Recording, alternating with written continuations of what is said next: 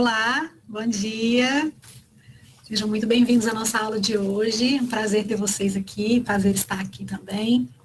Eu quero começar lembrando que, além das teleaulas, o Telesaúde também tem essas teleconsultorias, onde você pode tirar dúvidas e segunda opinião para casos clínicos, com especialistas também da sua área e de outras áreas. Basta você acessar o site e clicar em teleconsultorias. Então, a nossa aula de hoje vai falar sobre alergia, mas num aspecto da prevenção e de como nós podemos atuar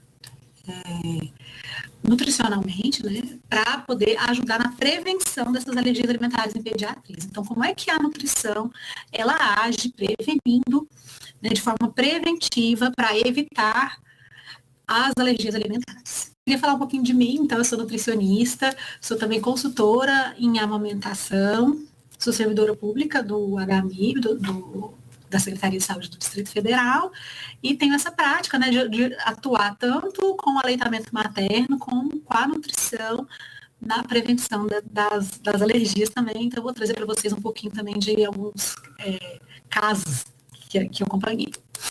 Então, primeiro, vamos conceituar o que é alergia alimentar. Então, a alergia ela é uma doença consequente a uma resposta imunológica anômala após a ingestão ou contato com algum alimento específico. O que a gente tem observado? Um aumento das prevalências de alergia alimentar em relação às alergias alimentares. A principal, mais frequente, é a alergia ao leite de vaca, ovo, o amendoim, o trigo, o peixe e frutos do mar. Aí nós temos esses índices de prevalência que são um pouco mais baixos do que o que a gente observa muitas vezes na literatura, porque a gente está falando em prevalência após o teste de provocação oral. Então, o teste de provocação oral hoje é o padrão ouro para diagnóstico de alergia, só que a gente sabe que muitas vezes por exemplo, para mim no consultório, muitas vezes chegam pacientes com diagnóstico de alergia alimentar que não fizeram o teste de provocação oral. Chega já muitas vezes com uma exclusão de diversos alimentos sem ter realizado esse teste de provocação oral. Então, o teste de provocação oral, ele é feito com acompanhamento médico, então ele precisa ser acompanhado, indicado e acompanhado pelo médico, alergista, o gastroenterologista, e ele é o diagnóstico. O nutricionista, muitas vezes, ele vai sim já começar o acompanhamento desse paciente no momento da realização do teste de provocação oral. Por quê? Porque é super importante que durante esse teste de provocação, o que é o teste de provocação? É a exclusão do alérgeno, que acontece ali por 2 a 4 semanas, e aí a reintrodução após esse período para que seja observada a remissão dos sintomas e o retorno dos sintomas após a reapresentação. Isso precisa ser acompanhado. Muitas vezes, nesse momento em que está sendo feita a remoção do alérgeno, durante o teste de provocação oral, é preciso que seja feita uma exclusão muito efetiva, eficiente, para que consiga promover esse diagnóstico adequado. Então, é super importante ter o acompanhamento do nutricionista quando vai ser realizado esse teste de provocação oral, mas a indicação é médica. E também precisa ser acompanhado pelo médico, porque muitas vezes precisa ser feito num ambiente hospitalar, então vai depender muito do tipo de alergia que essa criança apresenta, do tipo de sintoma que essa criança apresenta. Então, a gente tem também que na infância os alimentos mais responsáveis pela alergia alimentar são leite de vaca, seguido do ovo e soja. Então, para a criança, o bebezinho, para a criança pequena, essas são as principais prevalências. A soja, ela tem uma reatividade muito cruzada com o leite de vaca, por isso que a gente não substitui como primeira opção, numa alergia à proteína do leite de vaca, a gente não substitui como primeira opção pela soja, pela chance de ter essa reatividade cruzada e também porque a gente não usa fórmulas à base de soja para bebês com menos de 6 meses, tá? Então, ela não é indicada. No geral, esses sintomas de alergia ao leite de vaca, ovo, trigo e soja, eles são transitórios, tá? Então, acontece da criança ter essa remissão da doença, ali até por volta dos 3 anos de idade, e menos do que 10% desses casos persistem até a fase aguda.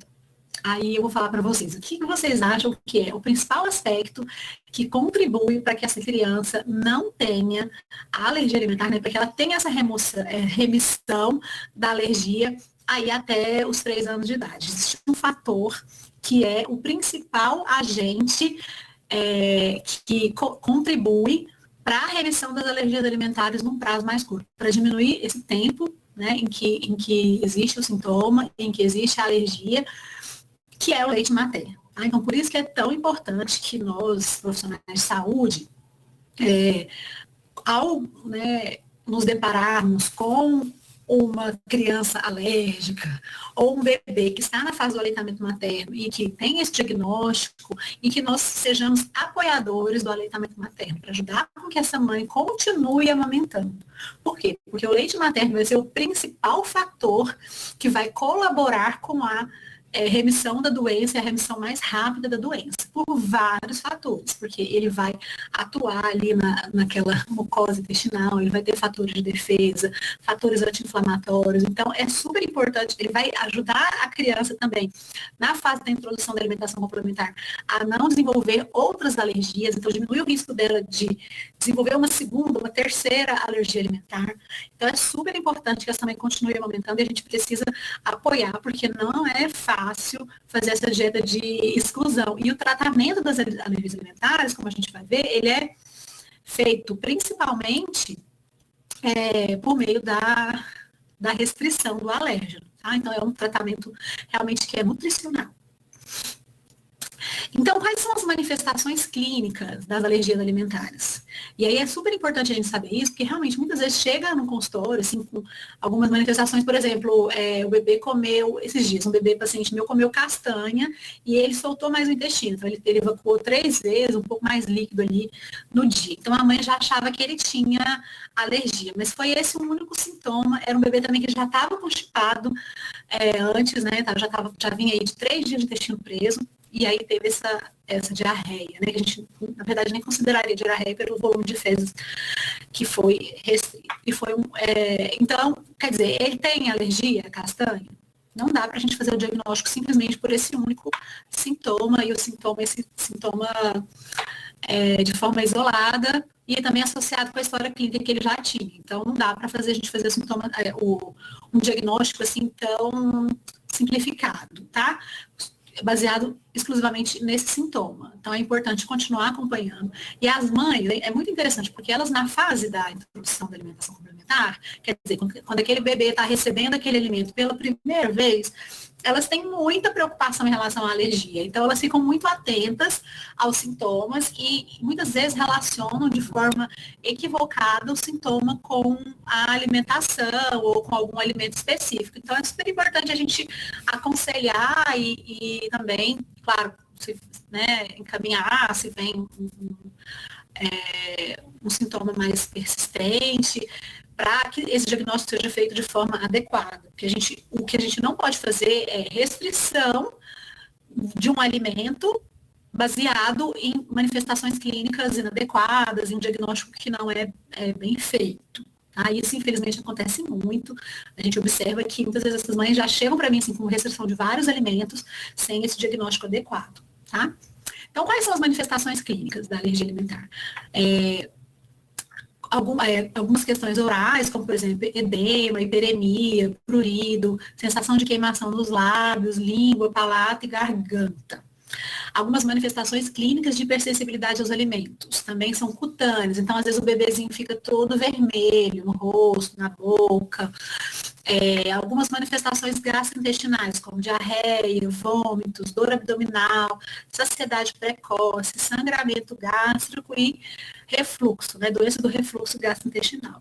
Então, é muito difícil fazer esse diagnóstico diferencial do que é o refluxo e o que é a alergia, porque como a doença do refluxo muitas vezes vem como um sintoma, é um sintoma relativamente frequente, é muito difícil você fazer esse diagnóstico diferencial, né, se seria só refluxo ou se é um refluxo provocado por uma alergia alimentar. Raramente ocorre edema de glote e anafilaxia, né, são casos mais graves de alergia, os mais frequentes são as manifestações gastrointestinais e as cutâneas. Gente, vocês podem tiver dúvida, pode perguntar, tá? Que a gente para a aula e responde. E a prevenção? Como é que a gente consegue fazer prevenção de alergias alimentares? Nós temos 3 pilares ali para realizar essa prevenção. Então, em primeiro lugar, é a nutrição na gestação. A gente consegue né, dependendo de como a gente, como essa mulher, essa mãe vai conduzir a nutrição dela na gestação, ela consegue fazer uma prevenção da alergia alimentar, como o aleitamento materno, né, o leite materno exclusivo até os 6 meses, evitar o uso de fórmula infantil na maternidade e também na introdução da alimentação complementar saudável. Então, são esses 3 momentos, os principais momentos em que podemos atuar de forma preventiva para evitar o aparecimento da alergia alimentar na infância. Tá? Então, agora eu vou explicar para vocês em cada uma dessas etapas como é que a gente pode atuar para prevenir a alergia alimentar. Vamos falar primeiro da gestação. E aí eu queria trazer um pouco desse conceito, não sei se vocês já conhecem, já ouviram falar sobre os primeiros 1000 dias de vida do bebê, que é justamente o período que contempla essas 3 fases, a nutrição na gestação, o período do aleitamento materno exclusivo e a introdução da alimentação complementar saudável. Porque quando a gente fala de alimentação complementar saudável, a gente está falando desse período em que a criança começa a comer e até os 2 anos de vida, né, quando esse bebê ainda é considerado um lactente, ou seja, né, o leite materno ainda exerce uma função muito importante para essa criança até os 2 anos de idade, é o período que ela está tendo ali os primeiros contatos com os alimentos, e aí que a gente chama de alimentação complementar, por quê? Porque o alimento, ele é complementar ao leite humano. Então, enquanto ele é um lactente, a gente chama a alimentação dessa criança de alimentação complementar, porque ela vem de forma a complementar o leite materno, e continua ainda sendo muito importante, tá? Então, esse período dos primeiros 1000 dias de vida do bebê, ele contempla essas 3 etapas. Porque esses 1000 dias, eles vão desde a concepção até o 2º ano de vida do bebê.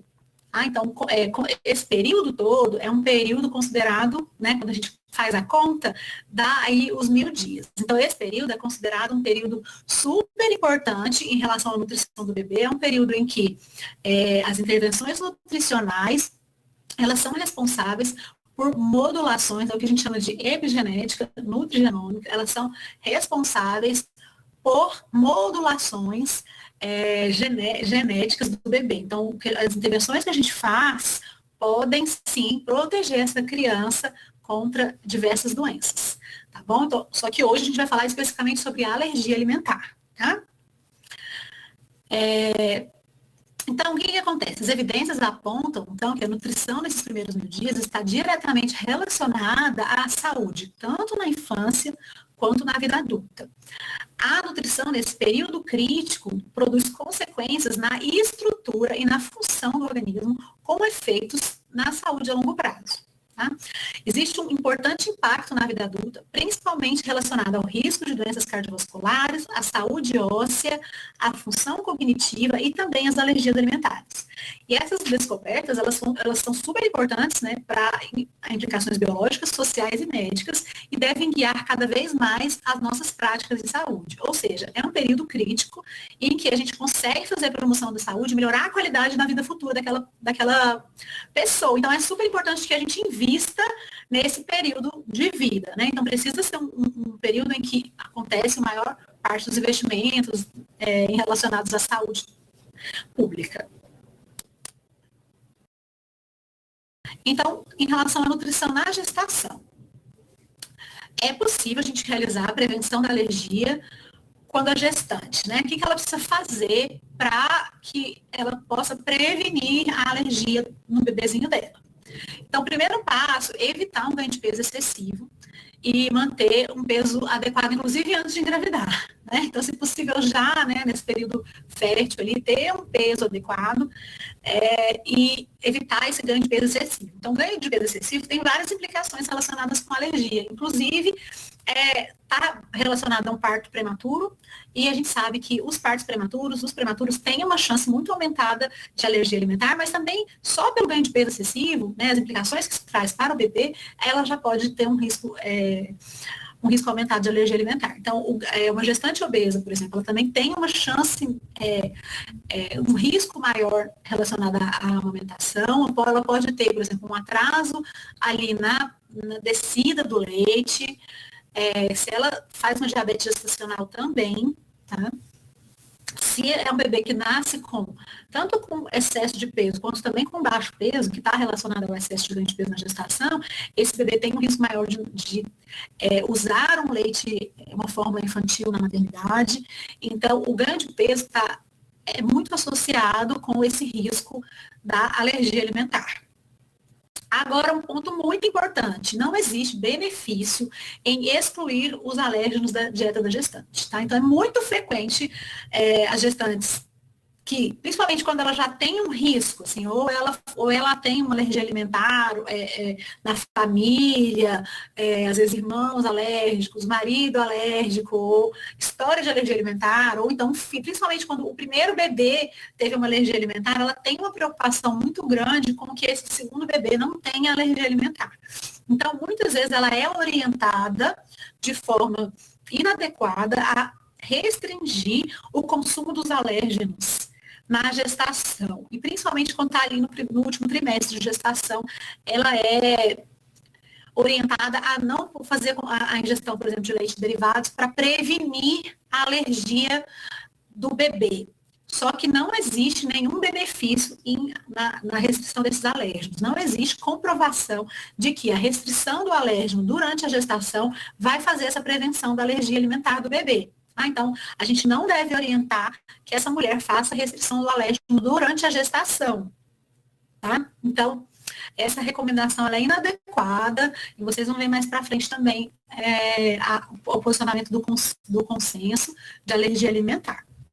O que ela pode fazer para prevenir a alergia alimentar na gestação, além de não ganhar peso excessivo? Que ela tem uma dieta rica em frutas, vegetais, peixes e alimentos fontes de ômega 3, ou que ela faça o uso de uma suplementação de ômega 3.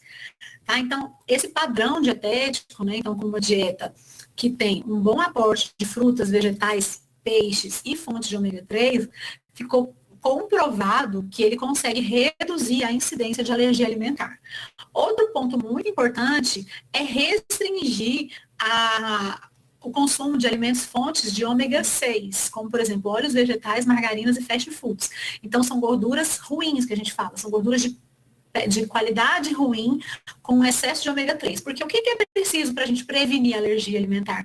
Que a gente tenha uma melhora dessa relação ômega 3 e ômega 6. Então, a gente precisa de melhorar o aporte de ômega 3 e restringir o de ômega 6 para que esse balanço seja um balanço mais favorável a uma dieta que a gente fala que é menos inflamatória, tá? Então a gente consegue um padrão anti-inflamatório. Quando a gente faz o contrário, né? Então, quer dizer, tem muito ômega 6, muito fast food, muita gordura vegetal de qualidade ruim, gordura saturada demais, então um padrão ruim de gordura, a gente faz o contrário, a gente vai ter uma dieta mais pró-inflamatória. Então, isso é ruim, né, e aumenta a incidência ali de alergias alimentares. Entendido isso? Então, a obesidade, né, como a gente já falou, ela é um estado pró-inflamatório. Então, por isso também aumenta o risco da alergia alimentar. Então, o que é uma recomendação durante a gestação, de acordo com o ganho, né? O que é um ganho de peso adequado aí durante a gestação? Porque também a gente tem que tomar cuidado. Porque é super importante que essa mulher ganhe peso durante a gestação. Tá? Então, porque muitas vezes a gente vê um comportamento contrário, assim, como se fosse uma competição. Quanto menos peso, melhor. Então, muitas vezes, ganhei só 6 quilos durante a gestação, e fala isso com muito orgulho. Né? Por quê? Porque a mulher ela foi orientada nesse sentido, de que quanto menos peso ela ganhar, melhor para ela. E não é assim. Né? Então, existe um peso limite, o baixo ganho de peso também está relacionado com parto prematuro, com crescimento, com restrição de crescimento intraútero, e ela precisa sim de um ganho de peso, tá? Precisa que esse ganho de peso esteja relacionado com o peso dela pré-gestacional. Por isso também que é interessante que ela cuide desse peso antes da gestação, para que tenha um peso adequado e para que possa ter um ganho de peso adequado também para esse bebê. Então, quais são essas faixas de ganho de peso? Quando essa mulher ela já vem num baixo peso antes da gestação, ela precisa ganhar em torno de 12,5 a 18 quilos durante a gestação. Quando ela está num peso adequado, ela vai ganhar em torno de 11,5 a 16, que é uma média de 400 gramas no segundo e terceiro trimestre, tá? Quando ela está em sobrepeso, aí o ganho de peso cai, né? Então, ele vai em torno de 300 gramas no segundo e terceiro trimestre e, e de 7 a 11,5 quilos. Se ela é uma gestante que já está no estado de obesidade, ela pode ganhar um mínimo de 7 quilos durante a gestação, tá bom? Então, esse ganho de peso vai estar sempre relacionado com o peso que ela tem antes da gestação. E aí a gente tem também um fator que é o uso da vitamina D. Tá? Então, alguns estudos apontam esse papel protetor da vitamina D. Então, os níveis adequados devem ser mantidos tanto na mãe quanto no bebê. Tá? Então, existe uma recomendação nova da Sociedade Brasileira de Pediatria que esses bebês eles têm que ser suplementados ali desde o nascimento. Tá? Então, a gente não faz mais exposição do bebê ao sol, tá? Como medida protetora contra a hipovitaminose D. É sim importante que essas crianças façam a reposição da vitamina, tá? Então precisa ser orientado assim quanto a essa reposição. Tem a dose específica, que é 200 lá, microgramas, mas é importante que seja uma recomendação também feita pelo médico, tá? Então, regiões com menor incidência de radiação solar e o período do inverno estão relacionados a maior desenvolvimento e gravidade da doença alérgica, tá? Porque essa criança vai fazer menos exposição solar. E a suplementação pode ajudar a melhorar os sintomas e é considerada uma terapia segura. Então, é seguro o uso de medicamento. Cada vez mais tem sido associado fatores de risco com a exposição solar da criança, né? Então, aumenta o risco do câncer de pele. Então, a suplementação ela foi considerada mais segura.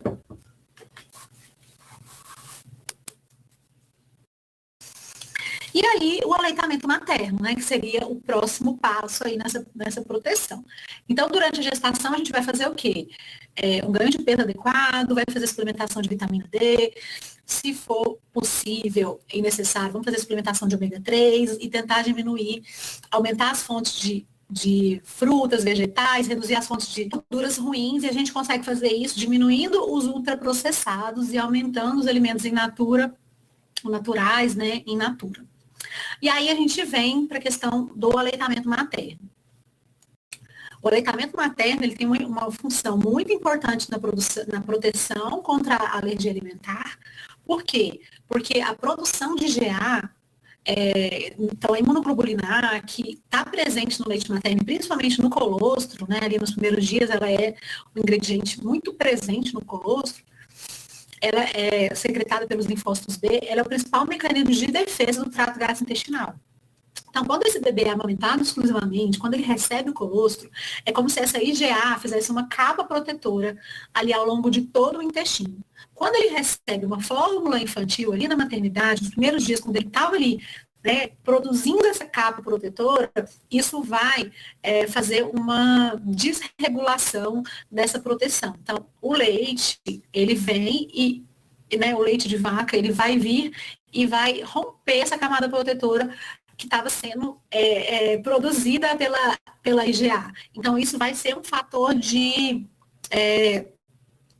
risco para as alergias alimentares. Esse bebê que consegue ser colonizado com bactérias benéficas, as bactérias presentes no leite de vaca, no leite materno, que consegue não receber esse leite de vaca nesse início, ele vai ter uma proteção maior contra as alergias alimentares. Então, essa proteção ela é fortalecida pelo aleitamento materno exclusivo. A amamentação na primeira hora de vida, ou o contato pele a pele com a mãe nessa primeira hora, pode ser que até o bebê não mame, mas quando ele é permitido a ele fazer esse contato pele a pele, ele é colonizado por essas bactérias benéficas, ele consegue mamar ali na primeira hora. E ele tem, né, também o aleitamento materno exclusivo, isso protege esse bebê contra alergias alimentares. Por quê? Porque ele vai, quando a gente evita a oferta do complemento de fórmula infantil, a gente vai evitar que aconteça a desbiose. A desbiose é esse desequilíbrio na microbiota intestinal que vai ser proporcionado pelo uso da fórmula infantil.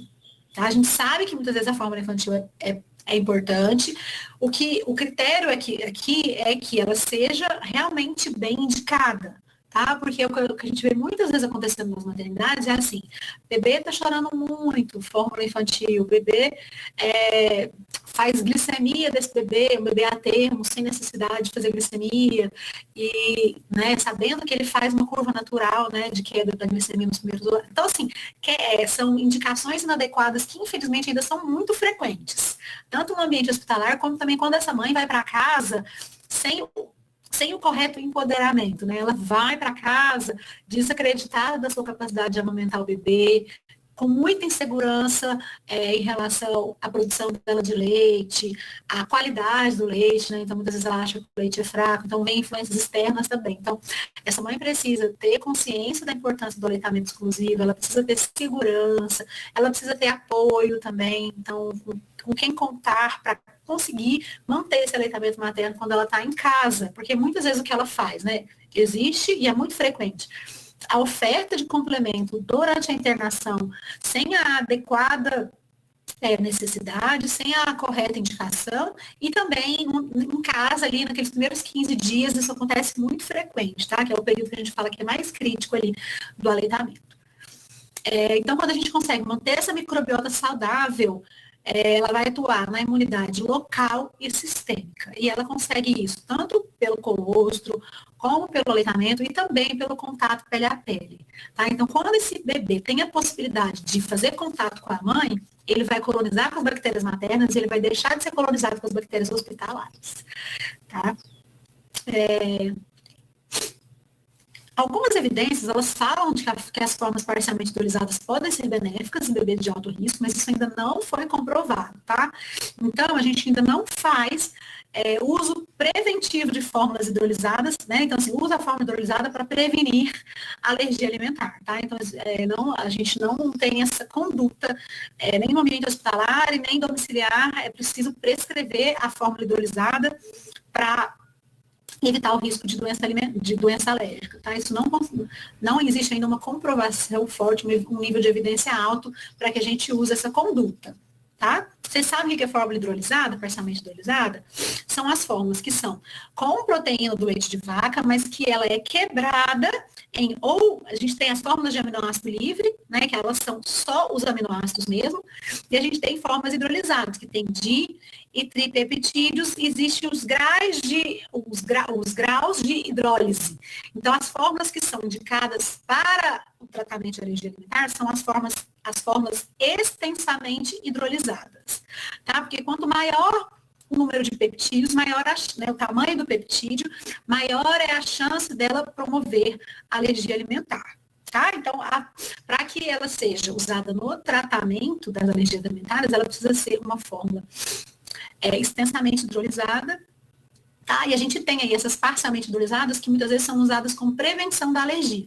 Então, a gente tem, por exemplo, tem lá o nome do fabricante, e aí ela é hipoalergênica, tá? Então, ela é hipoalergênica, ela vem para o mercado com com essa proposta de prevenção da alergia alimentar, mas ela não tem nenhuma como que fala? Evidência forte de que ela realmente faça essa prevenção, tá bom? E ela não pode ser usada como tratamento da alergia alimentar, tá? Então, em relação à alimentação complementar, o que a gente tem? Que uma maior diversidade de alimentos na infância pode ter um efeito protetor sobre a sensibilidade alimentar e prevenir a alergia alimentar clínica mais tarde na infância, certo? Então, a gente já falou da gestação, a gente já falou da importância do aleitamento materno, de como é que a gente tem que proteger esse aleitamento materno, e agora a gente está falando da alimentação complementar, que é um outro período em que a gente também consegue fazer promoção, né, proteção aí contra as alergias alimentares. E muitas vezes a gente tem a falsa sensação de que quanto mais eu adio, né, quanto mais tarde essa criança tem o contato com o alimento alergênico, menor a chance dela ter alergia. Como se nessa fase da introdução da alimentação complementar, ela fosse mais sensível. E aí, como mais tarde, ela fosse menos sensível, e aí, se ela tiver contato com esse alimento alergênico mais tarde, ela teria um menor risco de desenvolver alergia. Só que a verdade é que essas pesquisas sobre os 1000 dias, mostram que no período da alimentação complementar é o contrário. Nós temos ali uma janela de oportunidades em que, quando o alimento é apresentado nesse período, existe uma chance menor de que ele venha a promover alergia no futuro. Olha que interessante, né? Então, também existe um outro fator protetor relacionado com a alimentação complementar, que é evitar a introdução precoce de alimentos. Então, a gente sabe que quem trabalha aí na atenção básica, é muito frequente que as mulheres precisam voltar ao trabalho. E elas buscam apoio para começar a introdução da alimentação desse bebê aos 4 meses, às vezes até menos. Então, é super importante que a gente pelo menos tente aí primeiro oferecer apoio para que essa mulher continue amamentando até os 6 meses, tá? A gente precisa perceber se, às vezes, vai ser mais interessante entrar com uma fórmula infantil e talvez prolongar mais um tempo. Essa criança em aleitamento, que talvez não vai ser exclusivo aí nesse momento, mas essa mulher, ela precisa ser empoderada e fortalecida em relação ao aleitamento materno. A gente precisa, claro, que olhar para a rotina dela e ajudar ela dentro da rotina dela a extrair leite, a deixar o leite armazenado. Então, passar as orientações de como é que ela vai armazenar esse leite, preparar essa família com antecedência para esse retorno ao trabalho, para que ela possa fazer esse estoque. Temos que olhar para quem é o cuidador dessa criança, né, para ver como que esse cuidador poderia oferecer esse leite também, para evitar que essa criança desmame precocemente. Então, é um problema real, que a gente está aí todo dia lidando com ele, que é o retorno precoce dessa mãe ao trabalho, tá? Isso quando ela tem a possibilidade de ficar até os 4 meses com a criança, né? Porque no trabalho informal isso é cada vez mais difícil. Então, a gente precisa, sim, fortalecer e acompanhar também essas famílias nesse momento do retorno ao trabalho, que é um ponto muito crítico para o desmame. Então, se a gente consegue manter esse aleitamento materno exclusivo o mais próximo possível dos 6 meses de vida, isso é super importante para a prevenção da alergia alimentar. Muitas vezes, essas mulheres também, elas vão voltar ao trabalho e elas querem o quê? Acostumar a criança com a rotina que ela vai ter quando ela volta ao trabalho. Então, ela começa precocemente a introdução dos alimentos, mesmo estando com a criança. Então, aí, como é que a gente pode orientar nesse sentido? É explicar para essa mãe que o papel dela mais importante vai ser continuar amamentando esse bebê pelo tempo que ela conseguir. Então, ela não precisa aproveitar para adaptar a criança com a alimentação, ela precisa aproveitar o tempo que ela está com a criança para amamentar o maior tempo possível, entendeu? Então, o raciocínio tem que mudar, porque ela fica querendo fazer o contrário, ela fica querendo aproveitar esse tempo que ela tem com o bebê dela para começar a adaptar ele com a alimentação. E o que ela precisaria era aproveitar o tempo que ela tem com o bebê para amamentar pelo maior tempo possível, amamentar exclusivo pelo maior tempo possível. Porque a criança vai se adaptar, a mãe não vai estar lá, vai ter o cuidador ali presente. E ela vai comer com o cuidador, né? Então, ela não precisa dessa adaptação. Quanto mais próximo dos 6 meses essa criança tiver, mais preparada para a alimentação ela vai estar. Então, muitas vezes, começar essa introdução alimentar antes dos 6 meses vai gerar também mais angústia nessa mãe, porque o bebê ainda tem um reflexo de protusão da língua muito, muito presente. Então, o que é a protusão da língua? Quando o bebê empurra a comida para fora da língua, da boca, né? Usa a língua para empurrar o alimento para fora. Esse é um reflexo de proteção dessa criança, o que protege ela contra o engasgo. Essa criança ela vai perder esse reflexo ali próximo dos 6 meses. Claro que a gente está falando de uma criança, nós não estamos falando de criança prematura, tá? Então, porque um tempo atrás eu até dei uma aula sobre prematuridade, a gente fala que esse bebê, ele vai ter ali o tempo dele de estar preparado para comer. Então, a gente não está falando aqui dessas exceções, desses bebês que são especiais. Não, aqui é de uma forma geral, tá? As crianças nascidas a termo, elas estão mais preparadas para comer próximo dos 6 meses. Claro que a gente vai ter que olhar também para o desenvolvimento que é natural e de cada criança, né? Que a gente sabe que tem sim essas diferenças, mas de um modo geral, próximo aos 6 meses é quando essa criança vai ter uma remissão desse reflexo, então o reflexo vai estar menos presente, então vai gerar menos ansiedade também para essa família o momento da alimentação complementar. Porque se ela começa antes, muitas vezes ela se frustra, porque se a criança não está preparada, ela vai colocar esse alimento para fora, não vai ser ali uma introdução da alimentação com tanto sucesso, tá? Então, que ela, sim, aproveite esse tempo que ela tem que cobrir para amamentar por mais tempo. Então, quando a gente evita essa introdução precoce, também a gente faz proteção contra as alergias alimentares.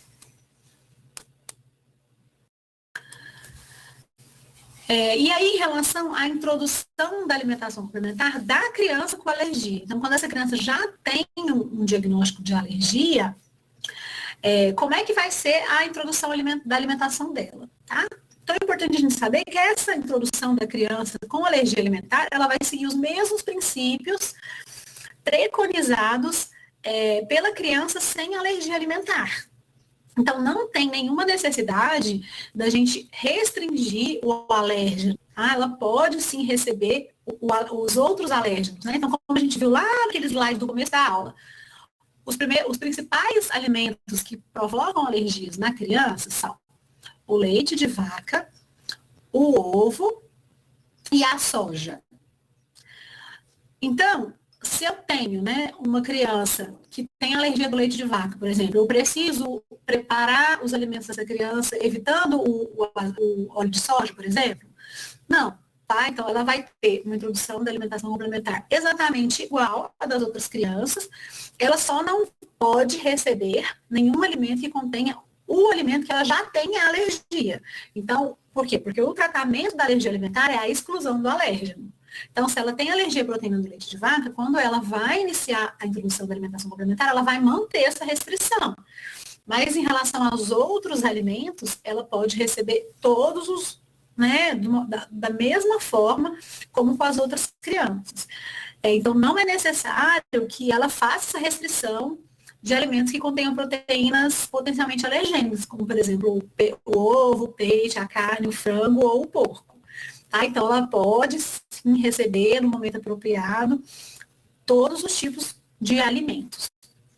O que a gente vai fazer para essa criança que tem alergia alimentar e que também a gente pode estender isso para as outras crianças?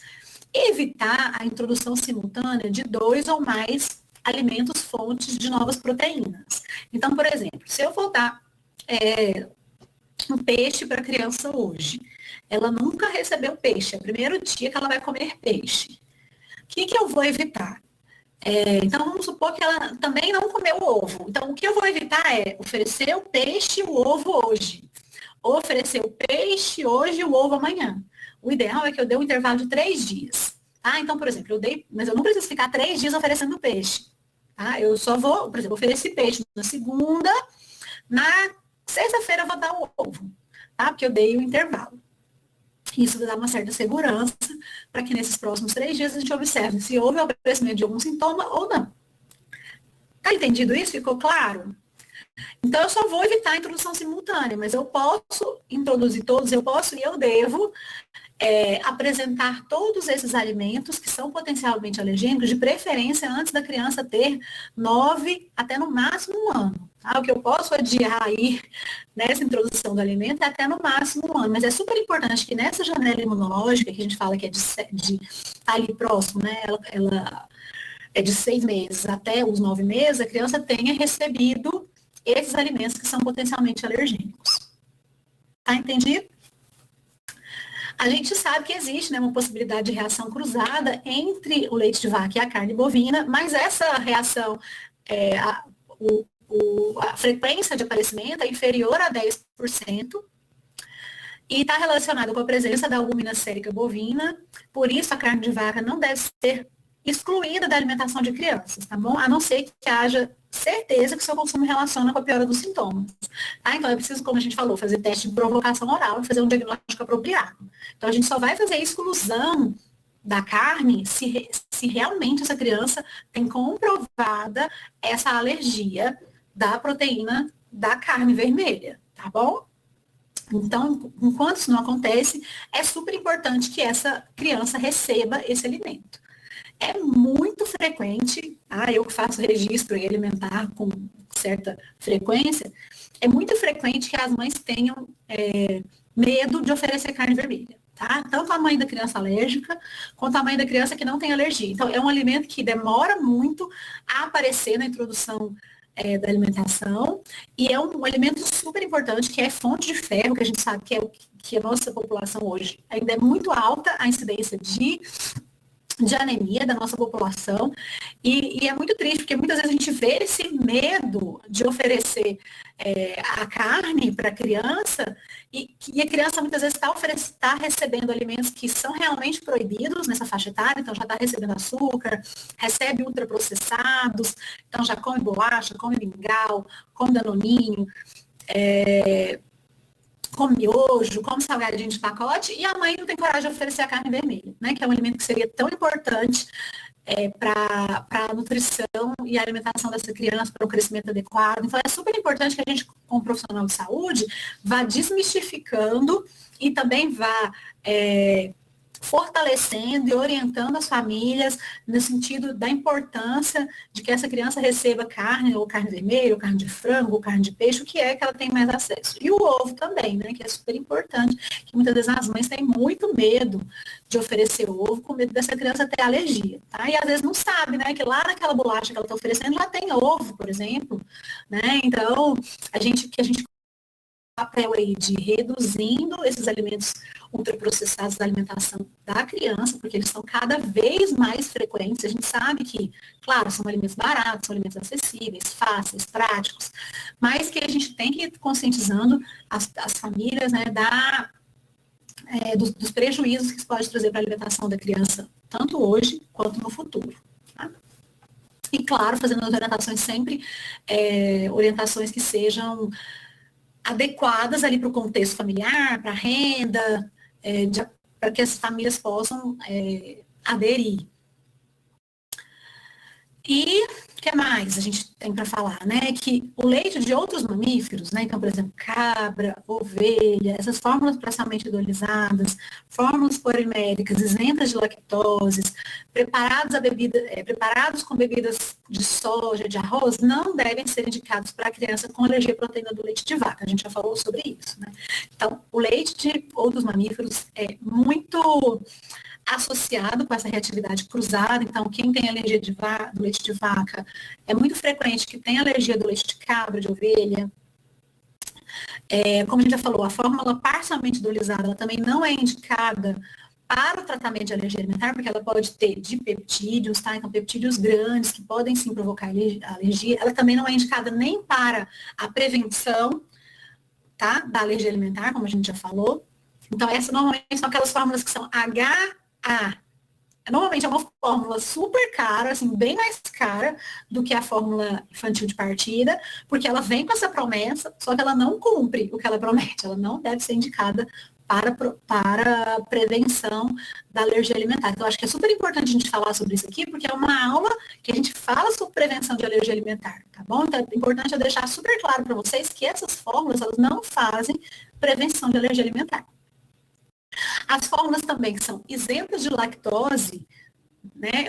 A lactose, ela é um açúcar, ela não é uma proteína. E a alergia, não sei se vocês viram lá no primeiro slide, ela está relacionada com a proteína, tá? Ela é uma doença inflamatória, uma resposta inflamatória à proteína presente nos alimentos. Então, a gente só fala em alergia quando a gente está falando sobre reação alérgica à proteína. Tá? Então, por exemplo, quando a criança tem, que é muito raro, tá? É muito raríssimo a gente encontrar em crianças que são intolerantes à lactose. Tá? O que acontece? Muitas vezes pode acontecer uma reação transitória e uma intolerância transitória à lactose quando essa criança passa mais do que 15 dias num processo de diarreia. Então, ela teve ingeriu um alimento contaminado, ela fez ali uma diarreia crônica ali com mais de 15 dias. Aí é muito frequente que ela tenha uma intolerância transitória à lactose, Por quê? Porque a diarreia vai promover o quê? Uma inflamação intestinal, um achatamento das vilosidades, e uma reação local ali inflamatória. Então, isso aí vai promover essa reação transitória. Então, a gente precisa de retornar com a lactose em pequenas quantidades, talvez fazer sim uma restrição transitória da lactose, até que esse intestino já esteja mais preparado para receber né, voltar a receber a lactose. A gente consegue preparar de volta esse intestino aí até uns 15 dias após a diarreia, tá? Mas a gente não pode usar fórmula isenta de lactose, nem como tratamento e nem como prevenção da alergia alimentar. E também esses preparados, bebidas à base de soja e arroz, eles não são indicados para crianças com alergia à proteína do leite de vaca, por quê? Porque elas não vão ter, muitas vezes, o cálcio, né? Elas não são substitutos apropriados, principalmente pela questão da oferta de cálcio e de proteínas. E eu acho que era isso, gente. Vamos ver se vocês têm alguma dúvida. Vou falar um pouquinho mais sobre os probióticos também, né? Porque eles têm esse efeito protetor quando eles são utilizados também na gestação, então durante o pré-natal ou nos primeiros meses de vida do lactente. Então a gente falou muito sobre a importância de ter esse intestino, né? Da criança ter esse intestino protegido. E o que a gente sabe hoje? Que a gente consegue, né? Então os probióticos, eles têm essa transferência ali placentária, né? Então a gente consegue que esse bebezinho lá dentro do útero, tá? Vocês estão conseguindo ver essa imagem, ó? Dentro do útero, ele já recebe, né? Se a mãe tem uma microbiota adequada, ela vai conseguir que esse bebê também já tenha uma predisposição para esse intestino mais preparado, tá? A gente consegue também, se essa mãe amamentando, se ela faz, né, se ela tem uma microbiota adequada também, ela vai ter uma proteção contra a mastite e ela vai também transmitir esses probióticos através do leite materno. Como que isso acontece? Pela circulação linfática, tá? Então, existe, né, o intestino, ele é muito irrigado, assim. Então, a gente tem hoje essa circulação aí, entérica, e a gente sabe também que consegue fazer essa transmissão das bactérias para o leite materno. Então, é super importante que essa mulher tenha um intestino saudável, tá? Então, se ela pode fazer o uso de um probiótico durante a gestação e durante a amamentação, isso é super interessante, tá? Esse bebê também, no nascimento aí, pode fazer o uso de um probiótico, é bem frequente hoje, que as crianças façam o uso de probiótico, ele é usado, inclusive, de forma preventiva contra a cólica, e muitas crianças têm, sim, essa indicação desse uso do probiótico.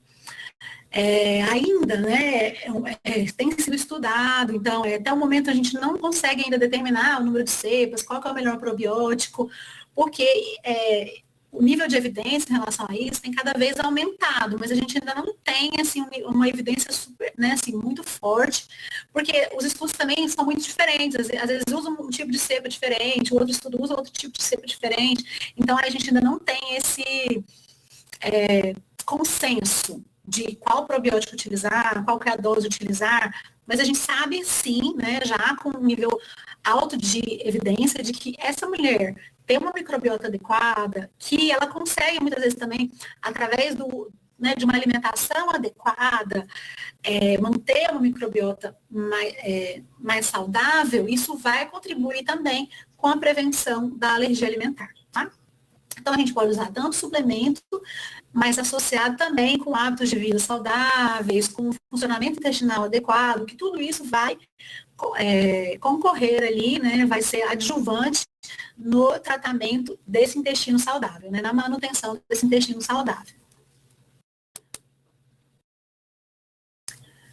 E aí também, né, alguns artigos que mostraram, né, que a mãe tem uma dieta que evita o alimento alergênico durante a amamentação e a lactação. Então, esse artigo fala sobre essa dieta materna, né, de retirada do alérgeno durante a gestação e da lactação para evitar e tratar as doenças atópicas da criança. Então, o que esse artigo encontrou? Que não é para fazer restrição, tá? Então, é pouco provável que essa prescrição dessa dieta alergênica para essas mulheres de alto risco, lembra que eu falei? Essas que têm um irmãozinho teve alergia, ou que ela tem essa história de alergia na família, reduza substancialmente o risco do bebê apresentar alergia. E isso pode afetar adversamente a nutrição materna e fetal, ou ambas, né? Então, tanto a nutrição materna quanto a fetal. Então, eles começaram, né, essa pesquisa foi feita porque eles tinham essa dúvida, né, de que se prescrever uma dieta hipoalergênica para mulher de alto risco, se isso poderia reduzir o risco do filho dela desenvolver eczema atópico. Mas o que ele descobriu? Que são necessários melhores ensaios. Então, assim, não tem evidência científica de que isso vai ajudar, tá? Então, a prevenção de autismo na dieta materna de mães de bebês que amamentam alérgicos pode reduzir a gravidade do eczema, tá? Então, o que a gente sabe hoje é isso. Né? Então, a gente tem aí o Consenso Brasileiro de Alergia Alimentar, e o que esse consenso mostrou? Que a maioria das sociedades científicas internacionais, então, que orientam, e também a brasileira, elas orientam as mães a consumirem dietas normais, balanceadas, equilibradas e sem restrições durante a gestação e lactação. Tá? Então, não é preciso fazer restrição de forma preventiva, nem durante a gestação e nem durante a lactação. Então, essa é hoje a posição do Consenso Brasileiro de Alergia Alimentar. Esse consenso, ele é uma união tanto da Sociedade Brasileira de Alergia, né, de Pediatria, quanto da Sociedade de Alergia. Tá? Ele é um consenso conjunto. Então, e aí, como é que a gente vai realizar o tratamento dessa criança com alergia?